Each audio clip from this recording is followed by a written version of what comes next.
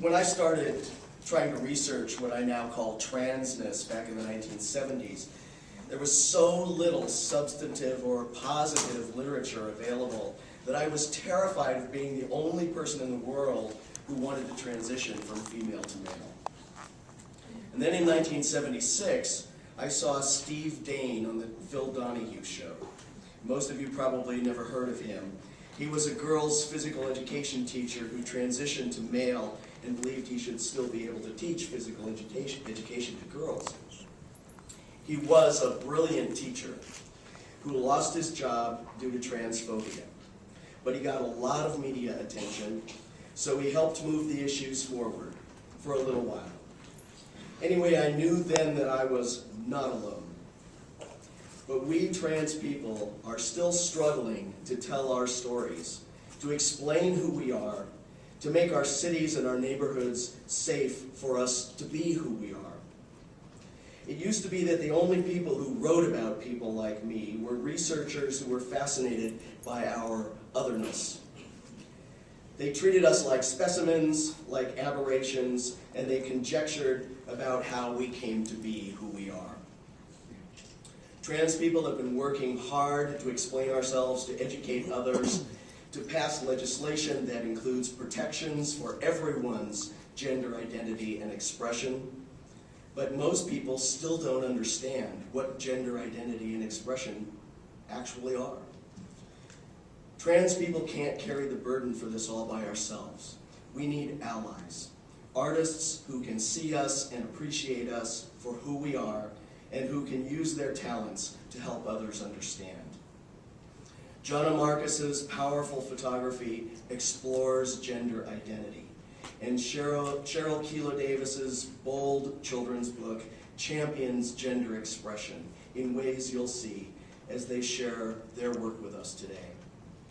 These two authors are helping us create the world we want to live in, and I'm very proud as an author myself to be able to introduce them to you.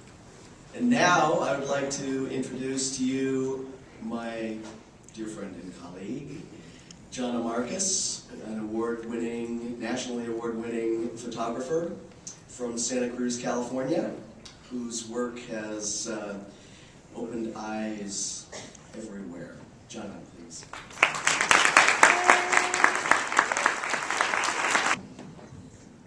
We're going to attempt to show you some images from the book here. Thank you, Jameson, and thank you, Aiden, and congratulations. Much deserved for always putting together an incredible conference and for teaching all of us so much that we've tried to put into our work to then put out there and share with everybody else. And thank you, Cheryl, for that very inspirational speech, which I will now try to follow up on here. So, I'm going to tell you a little bit about myself and about my book, Transfigurations, which originally was a 58-piece exhibit that toured the country for the last 6 years and is now in book format. But I'm going to tell you a little bit about myself and how Transfigurations came to be, and a little bit about the process of how it was created.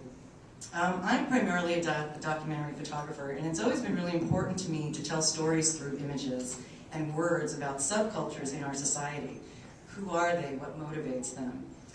As a documentary photographer, I really see myself as a storyteller and in many ways a conduit to bringing stories to the public in hopes of breaking down stereotypes and bringing about awareness, to really start the wheels of social change into motion, and oftentimes to be a voice for those who really don't have a voice of their own. Transfigurations actually started Transfigurations actually started back in 2002. It's kind of a funny story. I had rented a room in my home to a young white boy, who was going to the local university studying feminist theory, and he was a really sweet guy from Europe, and I thought it was really interesting that a white guy was studying feminist theory. It just seemed so odd to me, but you know, he was a sweet guy, and he had lived with me for about 6 months, and one night over dinner, he said, you know, there's something that I want to tell you. And I said, sure. And he said, I was a woman 5 years ago. And he proceeded to tell me his story of transitioning. He had grown up in Europe, and I was fascinated. I actually had no idea that women could become men, and his story completely blew me away. And in a typical documentarian way, I filed it away in my brain, and I thought, wow, this is like a secret, unknown sort of group of people, because sure, I had heard about men becoming women, but not the other way around. So stored the information, and in 2003, I went to grad school. And as a commercial photographer, for the first time in many years, I found myself with the ability to have 3 years to actually create personal work, and I wasn't really sure what I was going to do. And then suddenly I remembered my old housemate's story. And I thought, well, this was so fascinating to me, it has to be interesting to somebody else. And so I decided to set out to photograph transgender men and explore what that community was about. Now, of course, breaking into that society and community was a completely other story. I didn't know anybody. I just thought it was interesting. My housemate had now moved on and gone to graduate school someplace else. And so I found myself going to support group meetings in Santa Cruz, California, where I live. Support group meetings for transgender people, and I would go in and introduce myself. Hi, I'm a photographer. Would anybody be interested in coming to my studio? And they all looked at me like I was completely insane. And got shunned a lot, and it took about 2 months, and my partner, Amy, actually remembered that she knew someone several years ago who had transitioned, and she tracked him down, and actually Stu, in the book, whose slide just recently flipped through, was the very first person who was willing to come to my studio and be photographed. And God bless him, when photographers start long-term projects, we often don't know where they're going to go. It's a really kind of organic process, and Stu must have come back to the studio like 4 times, because I wasn't quite sure where I was going with the work. But Stu thought I was cool, and so Stu told, that was a tongue twister, told a couple of his friends who thought I was cool, and then they told their friends, who told their friends, who told their friends, and 4 months later, I had so many people that wanted to come to the studio and be photographed and tell me their stories, that it was overwhelming and really very, very exciting. When I started the work, I didn't really know anything about transgender people or issues, and I was learning as I developed the work. And I've always used my camera as a tool to try to find answers to things that I'm curious about. But as a documentarian, I recognized that it was really important how I would tell a fair and honest story about the transgender community. I studied, I read a lot of books, and as I said, it organically developed over time. But it was really important for me to make the work non-sensational and non-sexual. There was going to be no Diane Arbus pictures here. And it's funny because somebody today actually said to me, they brought up the subject of a Diane Arbus photograph, and how she had involved herself in the transgender community. But the truth is that artists like Diane Arbus actually really sensationalize the transgender community, and many people look at images in Diane's work and see them as very, well, what's the word I'm looking for? Somebody said the word? Exploitative. Well, exploitative is a good word to describe them. And that was exactly what I was trying not to do in my work. So my process, when I actually started having all these wonderful people who wanted to come to the studio, was that I would interview people first. And part of my process of doing that was so that we would feel comfortable with each other, because taking portraits is really a dance between the subject and the photographer. And so in order for us to feel comfortable with each other, we would spend time doing the interview first. The other part of that was that as I realized how complicated gender issues really were, I wanted the images to be simple, really simple. And so I chose to do very traditional studio portraits with no props and no backgrounds.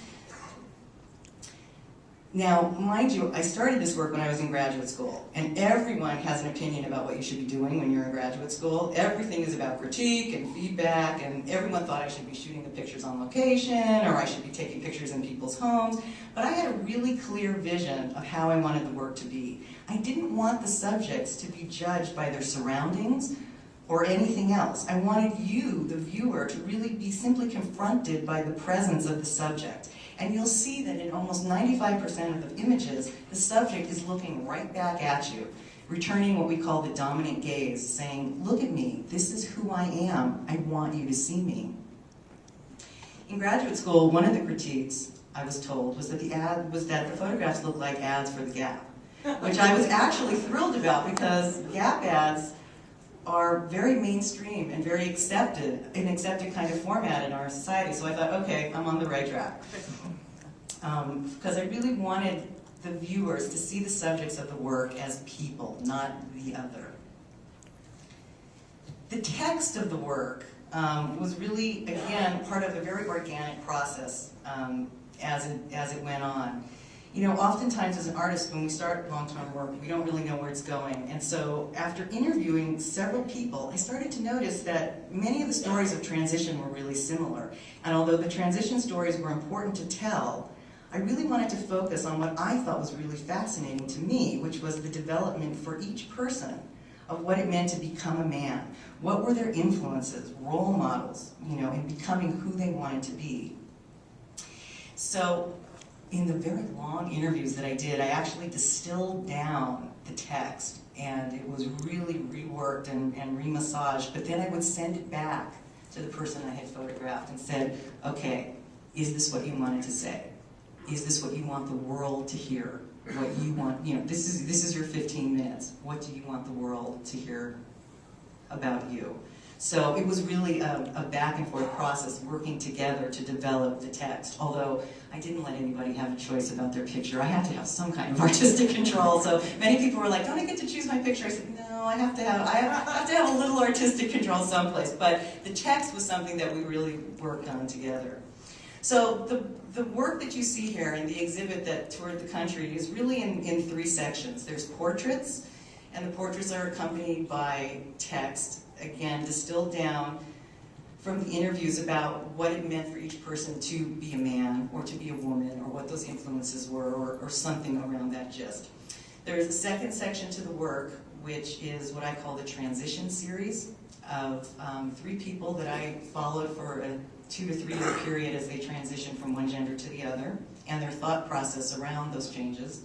And then the last section of the book is a 7-part nude series, which is really interesting. You know, I think in the beginning I didn't really plan on doing nudes, but someone who had come into the studio to be photographed, when we were done doing his portrait, he said, do you want to photograph me naked? And I said, do I? I hadn't thought about this. And he said, well, you know, and again, this was 5 years ago. He said, well, you know, I'm only one of 26 people in the country who have had a phalloplasty, so you might want to. And I was like, oh, what's that? And the clothes, you know, like instantaneously, couldn't wait to show me. And that actually, they'll come up toward the end. And it was fascinating to me. I mean, he had this whole section of his arm that had been carved out to then be molded and developed into what then became his penis. And so I was like, well, wow, I mean, do people really get to see what other people's bodies look like? So that actually started what I decided to do as kind of an educational piece on post-surgery bodies. And so then someone came in the studio who had a metoidioplasty, and we did a prosthetic penis, which oftentimes trans men will wear for safety issues, like in swimwear. And then I photographed someone who hadn't had lower surgery, you know, to show that that they could be just as masculine and just as much a man without having had lower surgery. So we tried to show all the options there, the different kind of chest surgeries, etc. And then did the same in 3 images of transgender women and their post-surgery body and what they look like. So that was part of that. So when the work first got shown was at my thesis, when I actually was getting done with graduate school in 2005. And so the first part of the work that was done was 20 images of trans men. And one of the transition series, this series of Aiden, had been done. And, well, not all of it, but at that point we had done about 2 or 3 years. And that thesis showing was monumental for me. And it was monumental for the work because as an artist, a lot of times we create in a vacuum, and we're really unaware of how the work that we do will affect or be accepted by the public. We just have a vision. For me, I was just trying to get through graduate school. I had a really clear vision of what I was wanting to do, but how it was going to be seen and received out in the world, I hadn't even thought about it. I went to this reception and for my graduate thesis show, and there was about 150 people there, crying as they walked through the exhibit, reading the text. And as they went through the show, reading the panels, people were thanking me for doing the work and how important it was to them. And I was getting really overwhelmed with emotion. I was like, wow, this is incredible. And then the parent of a young trans child came up to me and said, thank you for doing this work. You have given me hope that my child can grow up and actually have a good life. I was so overwhelmed. It still kind of overwhelms me a little bit. I had to go outside and I started to cry because I realized for the first time in that moment, now that I had released this work out into the world, that I had created something that was so vital and important for the trans community as well as the public at large, and that the work really gives a message of hope for so many people. After graduation, I continued to create new work, and I went on to do a number of pieces of male to female transgender people and their thoughts and feelings around femininity. And then I repackaged all of the work, and it became one big show called Transfigurations, which included trans men and trans women, and that's the show that then traveled to galleries and universities across the country for the last 5 years, and it has been an amazing experience to behold, and one of the greatest experiences of my artistic life, to see how this work has helped the transgender community and really opened the eyes of the general public. So, with 5 wonderful years of having this out in the world, everyone kept asking me, well, when is this going to become a book? And that was a great journey that you were all here for the finale of, which is that the book is finally here. But I had published a book before, and I had an agent in New York, and I was very excited about this work, and I took it to him. And he looked at it, gay man, and he said, this is lovely, but I won't rep a book on the transgender community, I won't do it. And it was in that moment that I realized how much prejudice there was in the gay community against transgender people, and I was shocked. And so I found myself without an agent, which meant that I couldn't get the book in front of any publishers. But I actually went to my old publisher and said, hey, will you look at my next manuscript? And they said, it's beautiful, but we're not printing illustrated books. So faced with 2 problems, photo books are very expensive to reproduce or to produce, and publishers really weren't willing to bank on a book with the transgender theme. I was just stuck. But in October of last year, when the 3rd university professor came to me and said, I need to use your book as a textbook in my gender theory classes, I said, you know what, we're just going to have to figure out how to do this. We have to figure this out. So self-publishing was the only option here, and I have to tell you that that alone was an incredible experience. When I made the choice to self-publish this, the power of the internet and the transgender community came together and made this happen. And in literally 10 days on Kickstarter.com, we made over $12,000 and over $8,000 in private donations from people to get this book published. So I want to have a big round of applause for the transgender community for supporting this work so much. And we all made this happen. And now this book can actually be out there in the world for everybody to continue to learn from and grow from. And that's really, really exciting. And I'm hoping if we actually sell enough books and make some money here, I'm planning to donate part of the sales back to the transgender community, to different organizations. So for me, there's still nothing like the power of a still photograph to convey emotion and the significance of a particular moment. And in our fast-paced world, the still photograph stops time, and it gives you, the viewer, a moment to really stop and to think and to feel. In my industry, we still believe that images can change the world, and that may be kind of naive, but we are all aware that since the beginning of photography, images have provoked...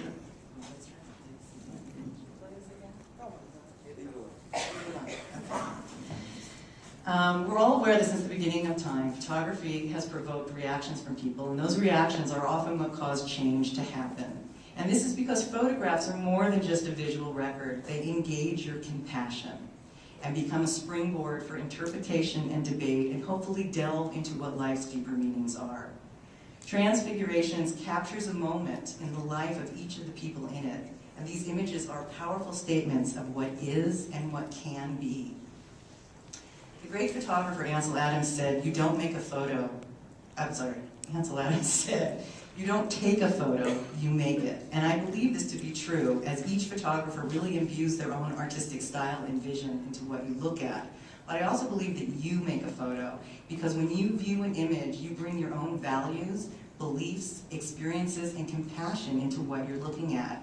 And the results of that is an image that resonates with you, that questions your core beliefs and your responsibilities to each other as human beings. The power of photography is universal. It's the power of creation by the photographer and the power of interpretation and meaning by you, the viewer. The power of photography and its global influence would not exist without either of these two components. For many of the people in Transfigurations, they have experienced this power and how it has made a difference to them on a really personal level. Owen, who slide and it was up there and you will see in the book, shared with me that his mother never accepted his transgenderism. But upon coming to the exhibit and actually seeing Owen's photograph on the wall, she saw him in a totally different way and acknowledged him as a man for the first time and called him son.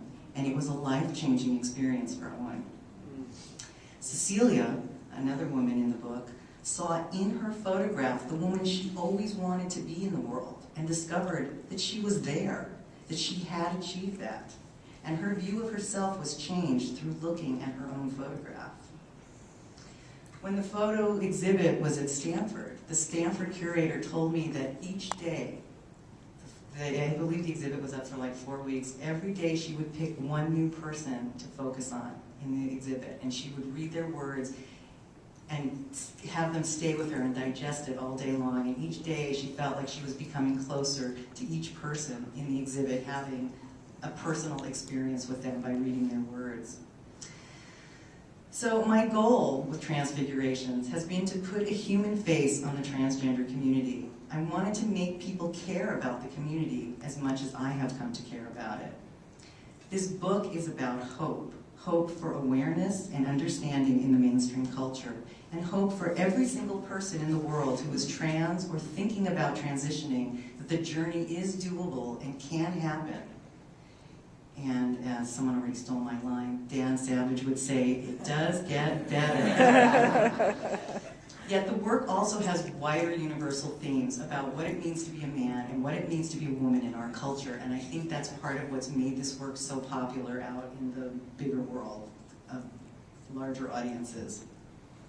At this point, many people have seen the exhibit across the country, and some viewers don't even realize what the subject is at first.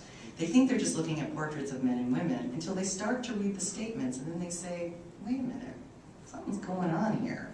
And they go back and they start at the beginning of the exhibit and go through it all over again, this time with a different perspective, and a perspective which hopefully is fully realized by the time they've completed viewing the exhibit. One of my thesis advisors in grad school, a 60-year-old straight white male, said to me after viewing the exhibit, I didn't know anything about transgender people, and I really didn't care. But the work made me feel great compassion for the human spirit. And it made me think about the kind of man that I am, and the kind of man that I want to be in the world. So always remember that your words and your images have power. And in the end, this work is about being a human being and celebrating the human spirit. It isn't about seeing the other, but it's about embracing each other. Thank you so much for having me.